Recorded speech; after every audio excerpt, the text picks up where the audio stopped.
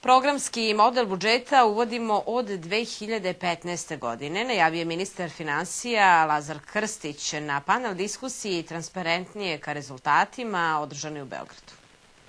Sektor budžeta Ministarstva finansija će u prvom kvartalu ove godine pružiti tehničku podršku resornim ministarstvima pri izradi programske strukture budžeta.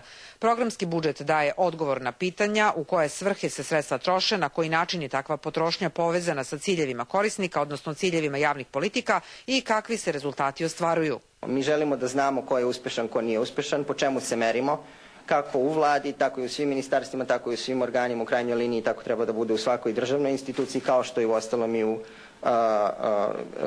i u privatnom sektoru. Mi možemo da imamo i argumentovanu raspravu oko toga da li je neka politika, da li je neko ministarstvo sprovelo ono što je trebalo da sprovede, da li je neka politika dala rezultate za koje se pretpostavljalo da će dati rezultate, da li ih daje ukoliko govorimo o nekim politikama koje će trajati više godina. Moram da izdvojim jednu stvar zbog koje je programsko budžetiranje važno, jeste zato što će nam omogućiti da takvu raspravu vodimo i na vladi, i u parlamentu, i u javnosti. Jedno od pitanja novinara upućeno ministru finansija Lazaru Krstiću bilo je da li je formirana komisija koja se bavi zapošljavanjem u javnom sektoru. Formirano je, dakle, i uredba je usvojena. Prvo zasedanje se očekuje 25. januara, znači 25. u mesecu će biti redovna zasedanja.